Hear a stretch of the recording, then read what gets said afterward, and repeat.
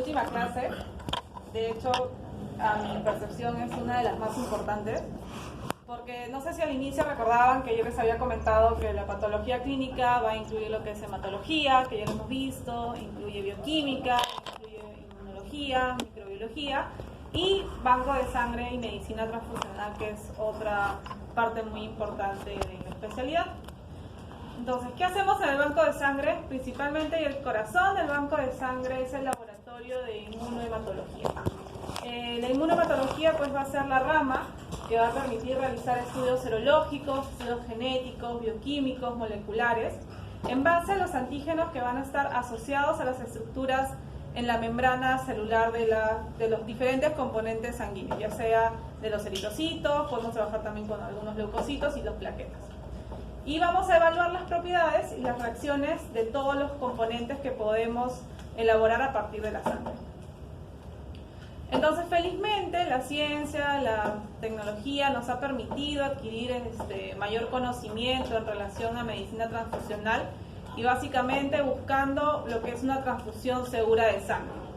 Es decir, vamos a reforzar el estudio de la patogénesis, el diagnóstico, la prevención y el manejo de todas las inmunizaciones asociadas a las transfusiones, asociadas también al embarazo. Ya saben que hay un intercambio menor, pero hay un intercambio de células entre madre y feto, y obviamente también cuando se asocia a lo que es trasplante de órganos.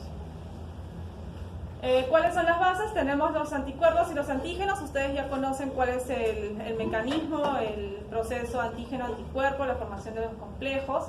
Recordamos que IgG y IgM son los de mayor importancia en reacciones transfusionales. Tenemos que el antígeno pues va a ser la sustancia que va a ser capaz de inducir la respuesta de reacción inmune, que va a estar caracterizada por estimular la producción de anticuerpos. En cuanto a las reacciones antígeno-anticuerpo, tenemos que van a estar determinadas por tres componentes para que se dé esta reacción de manera efectiva: por la proporción o la cantidad de anticuerpos y la cantidad de antígenos que van a estar presentes. Asimismo, por la temperatura y por la composición del medio. Es como en las clases de química, no sé, fisiología, cuando se hacían experimentos donde teníamos que tener ciertas consideraciones para que la reacción pueda ser exitosa. Ahora, una consideración importante y por qué es que se puede desarrollar todo el estudio en banco de sangre es porque las reacciones antígeno-anticuerpo, principalmente las eritrocitarias, se van a producir tanto in vivo, es decir, en el paciente, como in vitro. Entonces yo las voy a poder evaluar y estudiar en el laboratorio, es decir, fuera del cuerpo del paciente, mediante los fenómenos de aglutinación y hemólisis principalmente. En cuanto a las reacciones de aglutinación, son visualmente bastante sencillas. Por ejemplo, tenemos que un anticuerpo puede unirse a dos antígenos y cada antígeno puede unirse a varios anticuerpos. Entonces, ¿qué es lo que se va a formar? Es un entramado de complejos de estas uniones antígeno-anticuerpo, formando grumos agregados que incluso de manera visual se pueden manifestar y se pueden observar. En estas reacciones el determinante antigénico está sobre la superficie de una partícula o una célula. Entonces tenemos dos tipos de reacciones de aglutinación: la aglutinación directa, que es cuando el antígeno o el anticuerpo forma parte natural de un componente, ya sea de un microorganismo o un eritrocito. Para efectos de la clase vamos a trabajar más que nada lo que es aglutinación directa, en base a los antígenos presentes en la membrana del eritrocito. Sin embargo, lo mismo podemos utilizar con algunos microorganismos. Por ejemplo, bacterias que exponen en su membrana antígenos, podemos realizar pruebas buscando a través de anticuerpos la presencia de estas y la enfrentamos a aglutinación.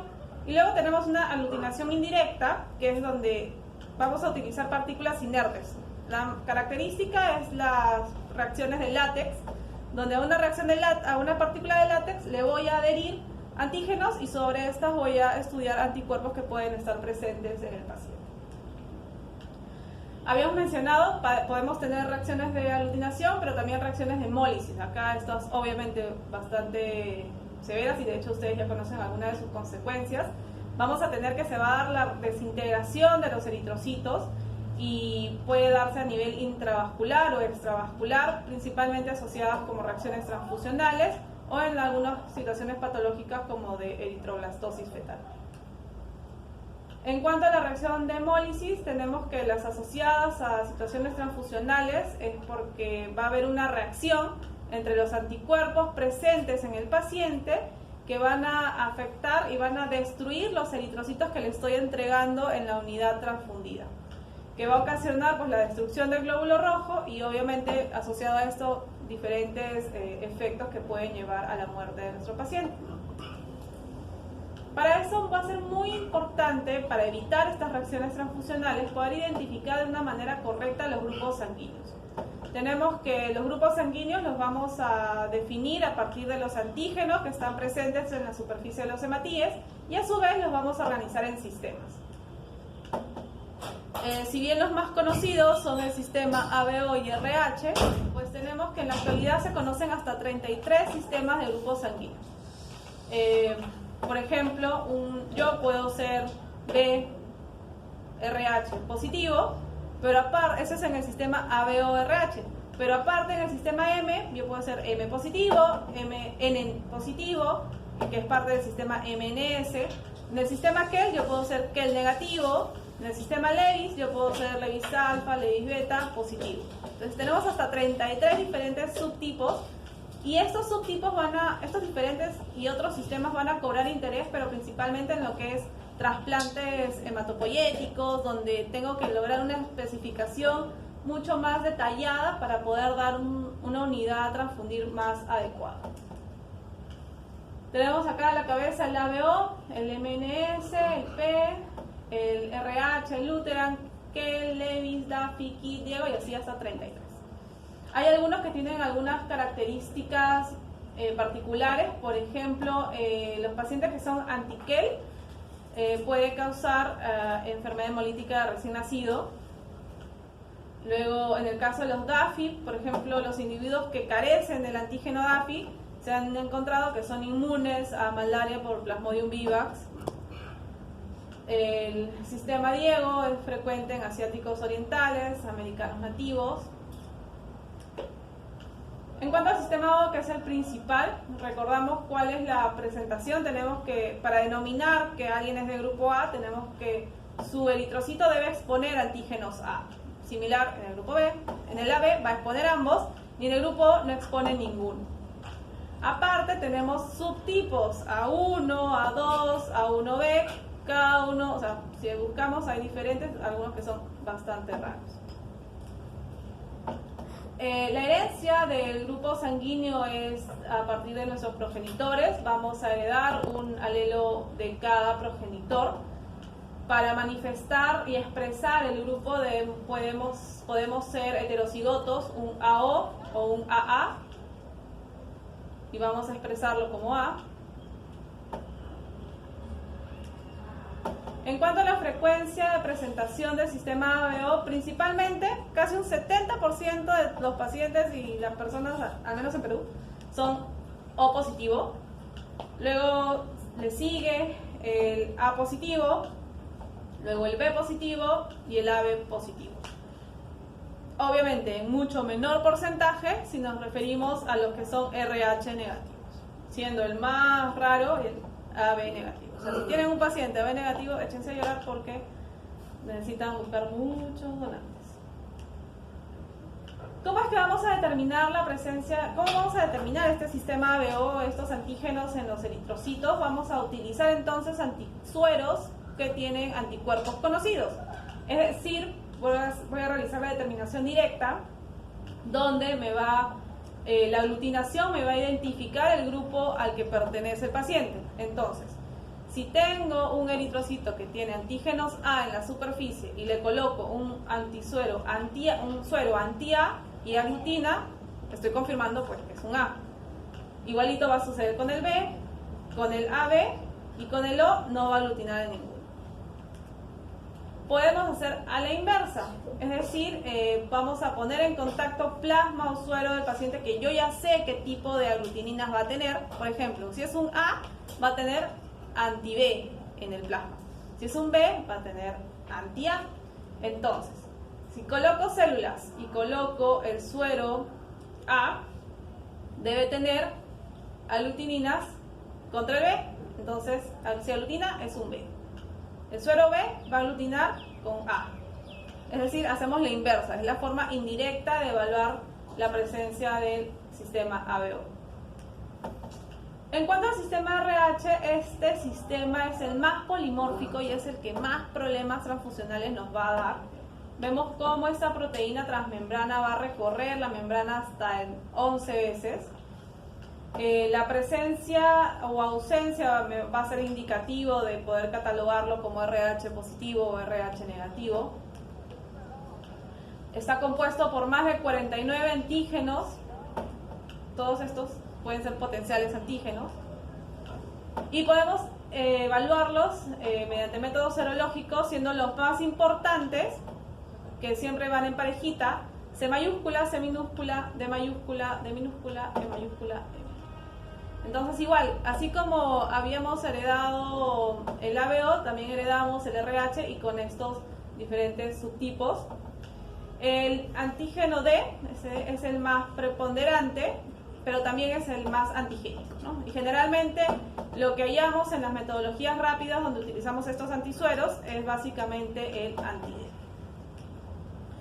Por ejemplo, si tenemos en un grupo de pacientes que son RH positivos, donde se les hace el estudio del fenotipo ampliado del RH, tenemos que la mayor proporción presentó C mayúscula, C minúscula, E mayúscula, E minúscula. Después, en menor porcentaje, tenemos C mayúscula, E minúscula, E minúscula. Vienen así en pares.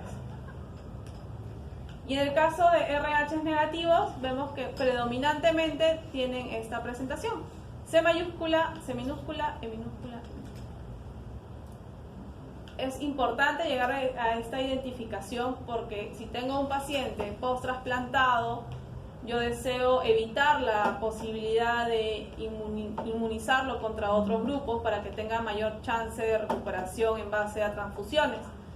Entonces no me debe bastar solamente con identificar, le voy a pasar una unidad A positivo, ARH positivo, sino debería tratar de ubicar, le voy a pasar una unidad ARH positiva, C mayúscula, C minúscula, E mayúscula, E minúscula, ¿no? Obviamente solo los bancos de sangre grandes tienen la posibilidad del equipamiento para llegar a realizar esta identificación.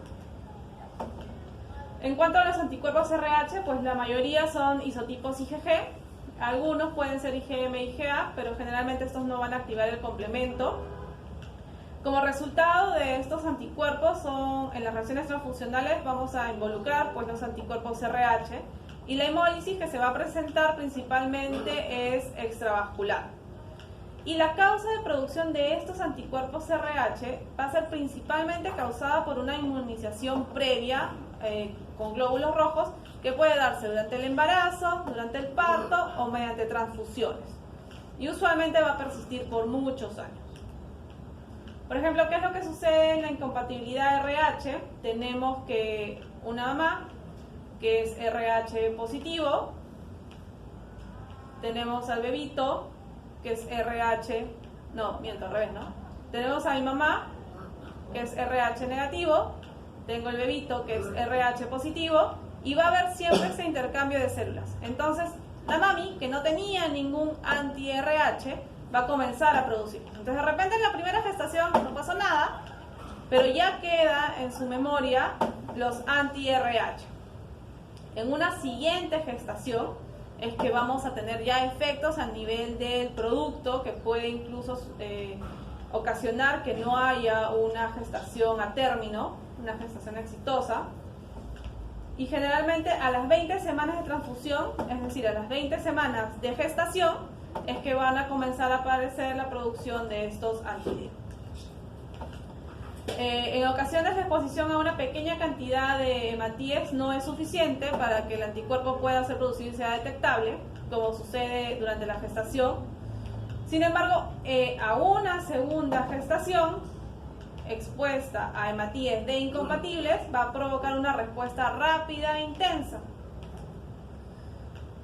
Tenemos que esto se va a denominar incompatibilidad materno-fetal, puede ser ya sea por el sistema RH, que es el más inmunogénico como ya hemos mencionado, y que ocasiona enfermedad hemolítica recién nacido grave, pero puede ser también por el sistema ABO, wow, ¿qué tal si yo soy B, pero mi mamá era A? Entonces mi mamá va a tener anti-B en su plasma. Y si por ahí pasan algunas de mis células o pasan algunos de esos anticuerpos, puede ocasionar igual algunos casos de enfermedad hemolítica, pero de grado moderado, ¿no? Generalmente por presencia del anti-A o el anti-B. Y luego tenemos el anti-Kel, que también puede tener efecto y ocasionar esta incompatibilidad materno-fetal, generalmente con cuadros asociados a hemólisis. Entonces, ¿qué es lo que va a pasar? Ya sabemos, se va a dar esta reacción antígeno-anticuerpo y va a haber una destrucción eritrocitaria masiva, que va a condicionar en el feto una anemia, que a su vez pues va a potenciar y va a hacer trabajar a la médula con una eritropoiesis aumentada, por lo que van a aparecer estructuras inmaduras y lo que vamos a denominar eritroblastosis fetal. Va a condicionar una hepatoesplenomegalia, puede haber interrupción de la circulación portal y alteración de la síntesis de albúmina. ¿Qué es lo que sucede si es que no hay producción adecuada de albúmina? Va a haber disminución de la presión osmótica, que va a condicionar hidrosfetalis. Vemos acá el paciente edematizado, que a su vez va a ocasionar, la anemia a su vez va a ocasionar trastornos hemodinámicos como insuficiencia cardíaca, hipoxia tisular, que van a potenciarse con el estado de hidrofetalis. Esta destrucción eritrocitaria, como se van a liberar componentes como la bilirrubina, va a ocasionar que icterus, vemos esta coloración, este teñido amarillo oscuro, que a su vez va a tener efecto a nivel del sistema nervioso central, va a condicionar mayor hipoxia, mayor hipoalbuminemia y mayor acidosis. Entonces vemos que de repente este producto no llega a término, ¿no? ¿Cómo es que vamos a realizar el diagnóstico de la enfermedad hemolítica de recién nacido? Podemos realizar y debemos realizar siempre controles prenatales. Para esto identificar cuál es el grupo de la mamá, si es que en el sistema ABO, en cuanto al RH, incluso si podemos llegar a realizar este fenotipaje sería ideal. Y muy importante poder evaluar si tiene la presencia del antígeno. En la gestante que es RH negativo, vamos a evaluar la presencia de anticuerpos a las 16 a 18 semanas. Si es negativo, vamos a continuar haciendo seguimiento.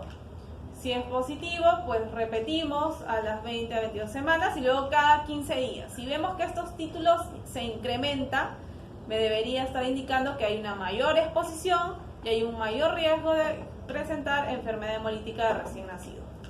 Si aumenta, vamos a complementar con estudios de líquido amniótico, puede haber una genotipificación del RH fetal, los estudios de ultrasonido y una muestra de sangre fetal. Ya en el control postnatal, felizmente el niño nació de repente con mucho esfuerzo, mucho drama, vamos a revisar y vamos a confirmar el grupo, el sistema ABO del recién nacido, vamos a realizar un CUMS directo para ver si efectivamente se está dando esta reacción antígeno-anticuerpo. Vamos a valorar el grado de anemia que se ha podido causar por esta lisis de Matías, el grado de bilirrubinas, la presencia de reticulocitos, el valor de albúmina y el estudio de lámina periférica que me va a poder ayudar a evaluar la presencia de estructuras inmaduras. En cuanto al test de CUMS, denominado también prueba de antiglobulínica, me va a permitir detectar los anticuerpos de tipo IgG, que van a estar adheridos a los glóbulos rojos, ¿no? Tenemos la técnica directa, la técnica indirecta. La directa es in vivo, adheridos a los glóbulos rojos del paciente, e indirecta en base a anticuerpos existentes en el suero del paciente, que vamos a incubar con glóbulos rojos específicos. Esta es la que vamos a trabajar en el caso de donación. Tenemos que el CUMS directo es para anemia hemolítica, para enfermedad hemolítica de recién nacido, en el caso de enfermedades autoinmunes que puedan estar cursando con alguna sospecha de hemólisis o alguna reacción dudosa en transfusión. Y en caso del test de CUMS indirecto, básicamente como screening a los sueros de los donantes y del paciente, y este es todo el principio para una prueba cruzada. Adicionalmente vamos a realizar pruebas pretransfusionales en caso de así requerirlo, es decir, vamos a evaluar la compatibilidad evitando y buscando que no haya una reacción inmune entre antígenos y anticuerpos del donante contra el receptor. La compatibilidad no me va a garantizar que sean idénticos. Ya me habíamos mencionado que tenemos hasta 33 sistemas con los que podemos identificar la sangre de un paciente. Es decir, tiene un límite. Yo voy a decir, te voy a transfundir un O positivo, pero no te estoy diciendo incluso qué tipo de RH positivo te estoy dando. Solamente me va a indicar que en el momento en que se va a realizar la transfusión, no va a haber disminución de rendimiento transfusional por causa inmune.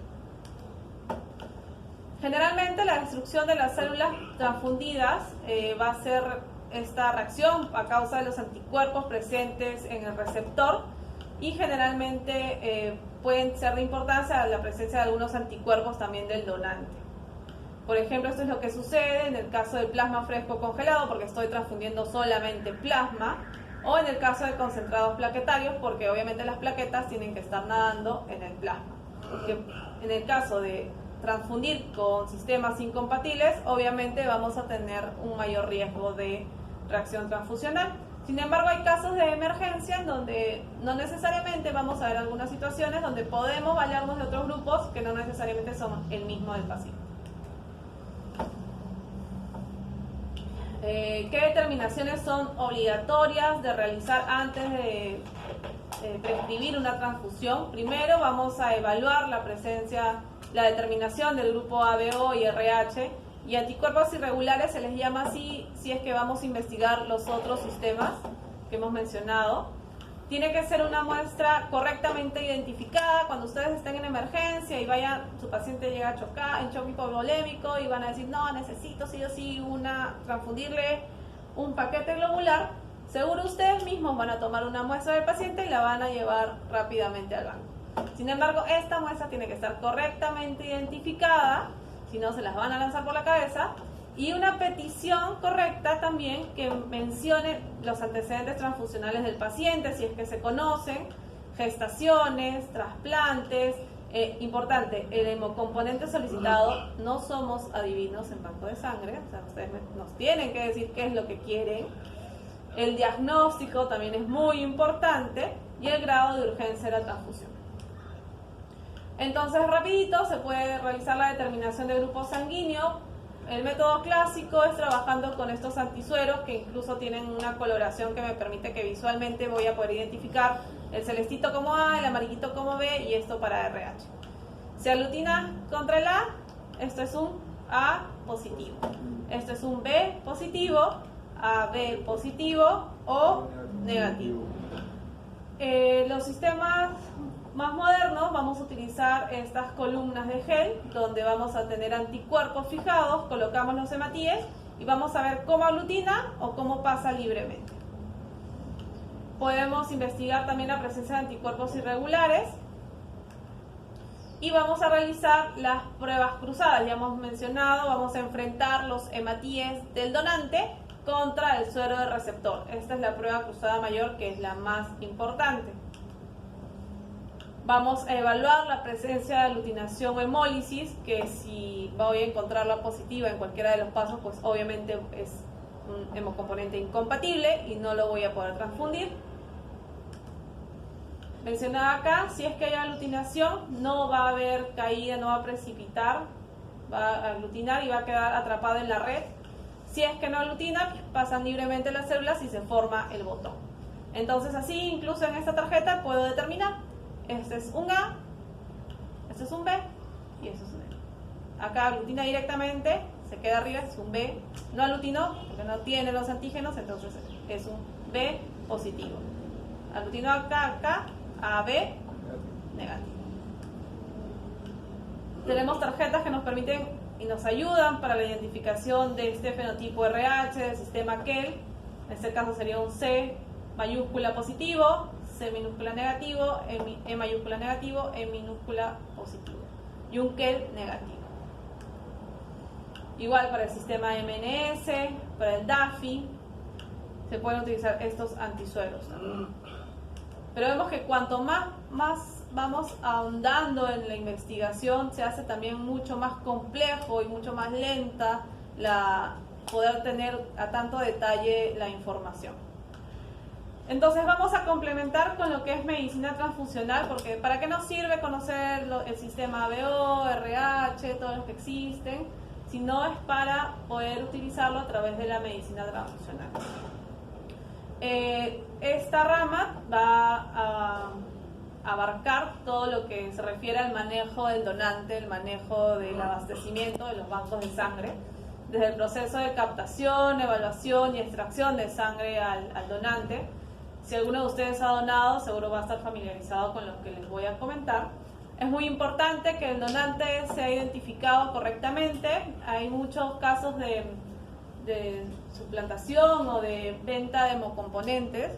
Lamentablemente no tenemos un sistema de bancos integrado que me permita conocer que el donante que está yendo hoy a Loaiza, mañana está yendo al 2 de mayo y pasado mañana se está yendo al Revaliati. Un sistema interno que manejan los bancos es simplemente valorar la frecuencia con la que este donante viene.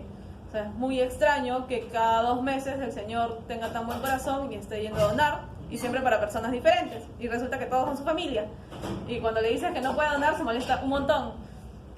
Entonces hay detalles que van saltando a la vista y que deberíamos ser muy rigurosos en tratar de evitar que estos pacientes de manera indiscriminada, por un tema de un beneficio propio, traten de vender una sangre que no sabemos de qué tan buena calidad sea, ¿no?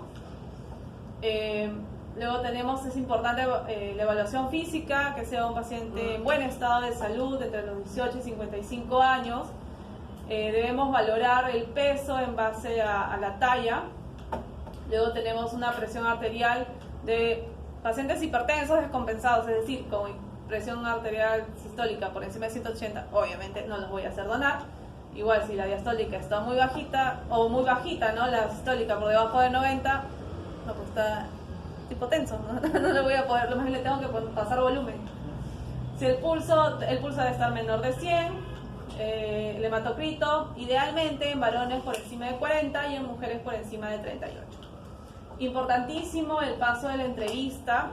Lo recomendado es que la entrevista la haga el médico, porque nosotros somos los que podemos orientar mejor las preguntas. A nosotros nos enseñan a hacer historias clínicas y sabemos cómo abordar al paciente para poder sacarle sus más oscuros secretos. Luego tenemos y la indicación es pues realizar la extracción de una unidad sanguínea. ¿Qué es lo que sucede? El paciente pasó bien los filtros anteriores y vamos a utilizar una bolsita cuádruple como esta, que genera una extracción de flujo continuo. Necesitamos esta primera sangre total, va a pasar a una bolsita que tiene anticoagulante y que necesita estar en agitación. Entonces no sé si han visto que hay una hemobáscula al costado para que siempre se esté mezclando el anticoagulante con la sangre, porque si no se forman coágulos y esta unidad se pierde. Luego esta sangre total la vamos a centrifugar en unas centrífugas gigantes, así como las que han visto en el laboratorio, que son chiquitas como para tubos, pero en estas son grandotas porque miren cómo entran de a 2 bolsas en cada vaso. Por efecto, por gradiente de centrifugación, vemos cómo tenemos acá abajo el paquete celular, que va a ser el paquete globular, y acá arriba vamos a tener el plasma rico en plaquetas. Entonces tenemos esta primera separación, concentrado de Matías y plasma rico en plaquetas. Luego este plasma rico en plaquetas puede pasar procesos adicionales, como es la elaboración del concentrado de plaquetas, el plasma fresco congelado o un plasma de 24 horas. Del plasma fresco congelado incluso puedo producir crioprecipitado. Entonces, de cada hemocomponente puedo obtener un paquete globular, puedo obtener plaquetas, plasma fresco congelado y crioprecipitado. Entonces, al menos 4 hemocomponentes puedo obtener. En algunos países industrializados, mucho más desarrollados, existen incluso fábricas de hemoderivados locales, donde a partir del plasma fresco congelado puedo obtener albúmina, la albúmina humana que a veces ustedes han visto o van a ver que la combinamos con el suero fisiológico para poder darle al paciente. Luego podemos elaborar globulinas y podemos buscar incluso la elaboración de factores de coagulación específicos, que todos están acá pues en el plasma fresco congelado. Tenemos que esta unidad de sangre extrae un valor de aproximadamente 450 mililitros, eso es lo que se saca en cada donación. ¿Y por qué 450? Porque es lo estandarizado de acuerdo a la cantidad de anticoagulante presente en la bolsa. Vamos a poder obtener un paquete globular, un concentrado plaquetario, un plasma fresco y un crioprecipitado. Luego vamos a realizar los estudios de inmunohemato, vamos a verificar el grupo, el RH y la presencia de algún anticuerpo irregular. Y luego el área de inmunoserología, que es importantísima, porque acá por norma, por ley del MINSA, debemos estudiar 7 marcadores infecciosos: el HIV, el HTLV, la hepatitis B a través del antígeno de superficie y el core, la hepatitis C, Chagas y sífilis. Después de haber pasado todos estos filtros, principalmente vamos a decir que esta unidad es apta. Y esta unidad ya puede pasar a la zona de despacho para poder atender requerimientos transfusionales de hospitalización. Entonces, si has tenido hepatitis A, sí puedes donar sangre. Y otra cosa, respecto al peso, ahí decía que eran más de 50, pero en algunos sitios, por ejemplo, en el hotel de policía, tiene que ser más de 55, entonces eso no está estandarizado a nivel nacional. Tienes que relacionar, hay unas tablitas como un nomograma de pediatría, bueno, hay unas tablitas que te permiten establecer cuánto es lo máximo que puedes sacar. Puedes pesar 55 kilos, pero si eres una persona bajita, o sea, vas a tener poco volumen sanguíneo, entonces te voy a extraer más de lo que tu cuerpo va a poder tolerar. Pero en cambio, o al revés, ¿no? Si pesas 55 y eres una persona muy alta, es porque eres muy delgada. Entonces sí hay que valorarlo con la tablita. No está estandarizado, cada banco generalmente pone sus reglas, pero esas son recomendaciones generales que deben dar. Seguro han encontrado algunos casos de personas muy delgaditas, pero sí, o sea, menos de 50 nadie dona, no es más que fijo. Algunos bancos con un poquito más de cautela cogen como 50 el punto de corte, pero algunos más cautelosos, 55. Teníamos la sangre total, ya habíamos mencionado, vamos a hacer la separación del paquete eritrocitario, el plasma rico en plaquetas. Este plasma rico en plaquetas lo separamos en concentrado del plaquetario. ¿Para qué vamos a usar las plaquetas? Pues básicamente para reposición en leucemias, en trasplantes, pacientes que están sometidos a radioterapia, quimioterapia. El plasma fresco congelado, ¿para qué lo voy a utilizar? Para reponer principalmente la deficiencia de algún factor plasmático de coagulación cuando quiero tratar sangrados o coagulopatías. Y el concentrado de hematíes, pues lo voy a usar principalmente como reposición en cirugías, en trasplantes, en casos de anemias graves, en leucemias o en anemias falciformes. Luego tenemos que el crioprecipitado, que es a partir del plasma fresco congelado se hace un proceso de descongelamiento, y este crioprecipitado va a ser rico en factores como el 8 y el 13, fibrinógeno, von Willebrand. Entonces, principalmente aquellos pacientes que tienen deficiencia de estos, no le voy a indicar plasma fresco, prefiero indicarle de frente crioprecipitado. Se pueden utilizar también concentrados plaquetarios irradiados, y eso buscando inactivar cualquier leucocito que pueda haber pasado por el filtro, y que recuerden que mis plaquetas van a estar nadando en el plasma. Entonces en el plasma también voy a tener proteínas, puedo tener anticuerpos, puedo tener leucocitos, entonces las irradio, no le pasa nada a mis plaquetas, pero inactivo cualquier otro componente antigénico que podría estar presente. Puedo utilizar hematíes lavados, también hematíes irradiados y hematíes filtrados. Un paquete globular, es decir, ya mis hematíes separados y que van a mantenerse con anticoagulante. ¿Por qué es importante mantenerlos con anticoagulante? Porque los voy a mantener vivos, sí, son células que tienen que estar vivas, dependiendo del anticoagulante que le coloque, pueden durar hasta 42 días. Entonces, este ACD, que principalmente se basa en dextrosa, va a ser la fuente de alimento para que estos hematíes se mantengan con las mejores características todo este tiempo. Lo que vamos a infundir, ¿se acuerdan que comenzó en 450? Ya un paquete globular solo llega hasta 250 mililitros. Entonces, al momento que ustedes hagan manejo de volúmenes, también va a ser muy importante que puedan valorar cuánto es el volumen que le están infundiendo. Debemos conservarlo siempre en refrigeración de 2 a 6 grados. Si es que ya lo sacaron de banco de sangre y están pensando utilizarlo en su paciente, igual consérvenlo de 2 a 6 grados y solo cuando ya lo van a colocar, atempérenlo unos 10-15 minutos antes y lo colocan. Que es lo que muchas veces sucede, nos piden los paquetes globulares y ¡ay! Se lo olvidaron. Lo dejaron ahí a temperatura ambiente y cuando terminaba la cirugía, al día siguiente, verdad, no lo pusimos, te lo quiero devolver. Se lo lanzamos por la cabeza. Luego tenemos acá el concentrado plaquetario. Generalmente de cada unidad vamos a obtener solo un concentrado plaquetario, que es bien poquito. Y con 5 concentrados plaquetarios recién formo un pool plaquetario. Así que algunas veces van a escuchar esos términos. Cada concentrado plaquetario tiene aproximadamente 50 ml, entonces es una bolsita bien delgadita. Esta característica, algo de las plaquetas, es que se mantiene a temperatura ambiente y les gusta tener la sensación de que están todavía en el torrente sanguíneo, entonces tienen que estar en constante movimiento. Y la parte mala es que solamente tienen una vida media en la bolsa hasta 5 días. Entonces es un producto bien escaso, es bien escaso. El plasma fresco congelado, rico en factores de coagulación, el 1, 5, 8, el 2, el 7, el 9, el 10 y otros. Tiene un volumen aproximado de 250 ml y se conserva, por ejemplo, si lo conservamos a menos 18, menos 20, nos puede durar hasta 6 meses, así como chupete. Y a menos 30, recontra chupete, hasta 1 año. El crío precipitado, ya habíamos mencionado que es rico en factor von Willebrand, factor 13 y factor 8, fibrinógeno, principalmente. Es también pequeñito, de solo 20 ml y se conserva también a temperaturas muy bajas. Tenemos que en el caso de un paquete globular, si mi receptor es O, idealmente le debo colocar un paquete O.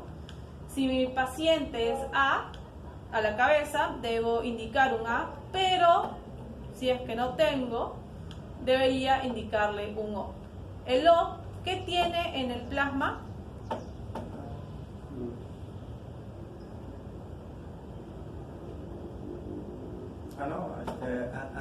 Anti-A y anti-B. Entonces lo ideal es darle eritrocitos lavados para no pasarle ninguna posibilidad de plasma. Pero entonces sí le puedo dar la célula, que la función oxigenatoria sí me va a servir, sí me va a ayudar, y voy a evitar reacciones transfusionales dándole células lavadas, por ejemplo, de un paquete O. Igualito la figura para el B, y para el AB siempre la cabeza el isogrupo. Luego si no tengo, ya pues le voy dando A, lavadito, le puedo dar B, también lavadito, y ya, pero en último de los casos, el O, pues, ¿no? En el caso de las plaquetas también tienen un orden a seguir, básicamente bajo el concepto de desplasmatizado, ¿no? Ya lo que hemos mencionado. Este es para el caso del plasma. ¿Y para qué vamos a transfundir? Eso lo tenemos que tener súper claro porque tiene muchos riesgos asociados indicar una transfusión. Entonces, principalmente es porque voy a querer repotenciar la capacidad de transporte de oxígeno a los tejidos. Es decir, si ya veo que se están afectando, estoy viendo que mi paciente está sufriendo alguna afección, algún grado de hipoxia, ya sea a través de una alteración en la función cardiovascular, veo un gasto cardíaco disminuido, un ritmo cardíaco muy incrementado. En el caso de la ventilación, si es que lo veo cianótico, está una presión arterial de CO2 también afectada, el consumo o aporte de oxígeno, la cantidad de transporte de oxígeno de la sangre, ya sea por la hemoglobina muy baja, un hemocrito, o por una afección de la curva de disociación oxígeno-hemoglobina. El paquete globular, entonces, en el adulto, las principales indicaciones que va a tener es para garantizar la oxigenación tisular con una hemoglobina por encima de, manteniendo una hemoglobina por encima de 7, con volemia normal y sin otros riesgos. Si es que tengo una anemia aguda hemorrágica, entonces debo valorar el grado de la pérdida sanguínea de acuerdo al nivel de hematocrito.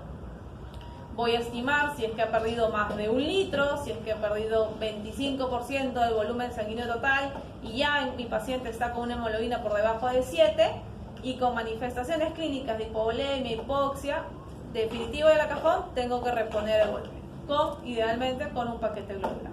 Si es un paciente en anemia crónica, esta es una situación discutible porque generalmente lo voy a utilizar cuando fracasa el tratamiento específico, cuando mantiene hemoglobinas por debajo de 8, sin embargo hay pacientes que por debajo de 8 igual están tranquilos, por debajo de 5 ya es categórico, y entre 8 y 10 vamos a valorar el estado cardiopulmonar y el riesgo de enfermedad isquémica cerebral. ¿Qué consideraciones debemos tener en cuenta? Ya ustedes ya saben cómo deben llenar la solicitud transfusional. Van a solicitar una prueba cruzada importante. Ya recordemos que el tiempo de proceso es de 1 a 2 horas aproximadamente. Tenemos que trabajar el paquete globular, los glóbulos rojos del paquete globular que sean ABO compatible con el suero del paciente, y en el caso de bebitos, de neonatos, vamos a utilizar el suero de la madre. Preparamos el hemocomponente obligatorio que tienen que firmar el consentimiento informado. Recuerden que por un tema de religión hay algunos pacientes que no reciben transfusiones. La entrega de administración, importante la hoja de conducción de la transfusión, es decir, si es que han aparecido reacciones transfusionales inmediatas, acá nos va a ayudar el personal de enfermería. Si es que han habido algunos inconvenientes, como por ejemplo requerimientos innecesarios, lo que les comentaba, me piden por gusto, suspenden y devuelven. Y las muestras, las contramuestras de esta reacción, de esta prueba cruzada que se está realizando, se conservan por una semana como para posible investigación posterior en caso haya alguna complicación. Recordemos pues que existe un alto potencial antigénico en los hematíes y podemos tener reacciones que sean de origen inmunológico e inmediato, como pueden ser reacciones hemolíticas, reacciones febriles, no hemolíticas, una reacción anafiláctica.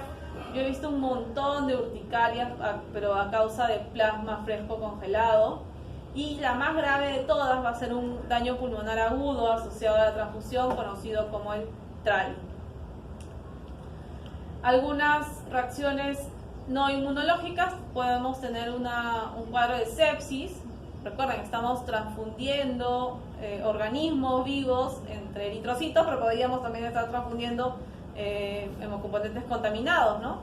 Por eso es muy importante la evaluación física, la entrevista que le hacemos a nuestro donante. Si es que, obviamente, la donación tiene que hacerse de la manera más aséptica posible. Bacterias gram negativas, se han visto infecciones por endotoxinas, E. coli, Enterobacter. Las plaquetas pueden ocasionar, pueden estar con la presencia de gram positivos, como Staphylococcus epidermidis. Por eso es importante, y lo que realizan los bancos de sangre siempre, hacer un control de calidad de sus hemocomponentes a través de hemocultivos seriados. Podemos ocasionar insuficiencia cardíaca congestiva si es que no sabemos manejar el volumen que estamos transfundiendo, hemólisis no inmune y embolia. Ya, el primer objetivo es para oxigenación, ¿no? El segundo objetivo va a ser para restaurar la función hemostática. Acá va a cobrar importancia pues la transfusión de un componente plaquetario que me va a permitir mantener la integridad, ya sea el número, el recuento de plaquetas, corregir tiempo de sangría y manejar la deficiencia funcional de las plaquetas de los pacientes. Estos son los racks del agitador de plaquetas, los tenemos así como en bandejas y se mueven todo el día durante 5 días hasta ser transfundidas. Recordamos que hay componentes plasmáticos que podemos también potenciar como factores de coagulación en el caso del plasma fresco congelado. Podemos corregir la concentración o el porcentaje de actividad ante la deficiencia de algún factor, corrigiendo entonces el TP, TTPA, fibrinógeno y trombina. Entonces, ¿cuándo vamos a indicar un paquete, un concentrado plaquetario? Cuando hay una hemorragia con trombocitopenia, es decir, una hemorragia con un paciente con plaquetas por debajo de 40.000, obligados sus plaquetas. Cuando hay una hemorragia microvascular difusa asociada a un CID o una transfusión masiva, eso es lo que pasa. A veces me olvido de las plaquetas y comienzo a transfundir solamente paquetes globulares y harto fluido, líquido, coloide, solución salina. ¿Y dónde quedaron las plaquetas? si es que encuentro recuentos por debajo de 50 y ya comienzo a ver hemorragia microvascular, debo transfundir plaquetas. Cuando hay hemorragia microvascular o cirugía cardiopulmonar, cuando hay disfunción plaquetaria, independientemente del tiempo de sangría, y cuando hay un PTI. Solo cuando hay riesgo de hemorragia del sistema nervioso central. De manera profiláctica, como prequirúrgico, en algunas situaciones especiales, por ejemplo, en neurocirugía y oftalmo, debo mantener valores de plaquetas por encima de 100.000, o sea, casi normales, para poder entrar sin mayor riesgo. En cirugías mayores siempre por encima de 50.000, por encima de 20.000, en el caso de algunas situaciones donde pueden haber hiperconsumo, como fiebre, hipertensión, esplenomegalia, y por debajo, por encima de 10.000, sin hemorragias, pero evitando llegar a estos valores porque obviamente hay mayor riesgo de complicaciones. En el caso del plasma fresco congelado, es alta y probada su eficacia en la púrpura trombocitopénica trombótica, y lo utilizamos también para reconstituir los concentrados de Matías en las exsanguíneo transfusiones en neonatos, en los casos de bilirrubinas muy incrementadas, donde tenemos que hacer un recambio con exsanguíneo transfusión. Estos son las congeladoras donde tenemos identificado por grupo los plasmas frescos. Vamos a utilizarlo también en presencia de hemorragias con alteración de pruebas de coagulación. Ya hemos mencionado que es rico en factores, es decir, también cuando hay trasplante hepático, déficit de vitamina K, con neutralización de efectos anticoagulantes, hemorragias secundarias, cirugías cardíacas. Y el crío precipitado, que se produce a partir del plasma fresco congelado, se da descongelamos, entre comillas, pasamos de -20, pasamos a 4 grados centígrados, es decir, de congelación pasamos a refrigeración. Vamos a centrifugar refrigerado, vamos a eliminar el plasma sobrenadante y nos va a quedar como un conchito. Ese conchito se va a denominar precipitado y lo congelamos nuevamente a -20. Esto va a ser el crío precipitado, que va a ser muy útil en los casos de hipofibrinogenemia, porque va a ser rico en fibrinógeno, rico en von Willebrand, rico en factor 13 y rico en factor 8. Algunas consideraciones muy similares, ¿no? La solicitud transfusional, ustedes me tienen que poner, quiero corregir, o sea, me van a poner el diagnóstico, me tienen que poner qué hemocomponente quieren. En este caso no vamos a requerir pruebas cruzadas, vamos a darle el hemocomponente de acuerdo al sistema más compatible, más idóneo. Y cómo se va a dar la entrega, igual debe haber consentimiento informado y la hoja de conducción de transfusión. Tenemos que recordar que hay potencial antigénico no solamente en los hematíes, sino también pueden haberlo en las plaquetas, en los leucocitos, principalmente asociados a antígenos específicos, antígenos HLA, y en el plasma, pues, ¿no? Pueden haber numerosas proteínas antigénicas. Y este es un enunciado que me parece que es súper claro y que siempre lo debemos tener presente, que la transfusión de sangre humana, sus componentes y derivados con fines terapéuticos, constituye un acto médico de gran responsabilidad. Es decir, solo ustedes son los que van a poder indicar una transfusión. Entonces debe llevarse a cabo únicamente después de un estudio racional y específico de la patología a tratar, evaluándose los beneficios y los riesgos potenciales, transfundiéndose lo estrictamente necesario. La transfusión más segura es la que no se realiza. Es muy sencillo ahora los procedimientos de donación. Por ejemplo, tenemos equipos de plaquetas para donación de plaquetas por plaquetaféresis, donde habíamos mencionado que de cada unidad donada de estas características obtenemos un concentrado plaquetario. Pero un concentrado plaquetario equivale a 10.000 plaquetas. ¿Qué hacemos con 10.000 plaquetas? Nada. Deberíamos tener por encima de 100.000 plaquetas, ¿no? En un paciente idealmente. Entonces, al momento de tener esta metodología de plaquetaféresis, obligo a que mi donante tenga más de 400.000 plaquetas, entonces yo puedo retirarle hasta casi 100.000 plaquetas en un solo donante. Entonces es una donación mucho más efectiva, que incluso me va a permitir ayudar de esta sola bolsita. Si saco 100.000, puedo darle 50.000 a un paciente y 50.000 a otro paciente.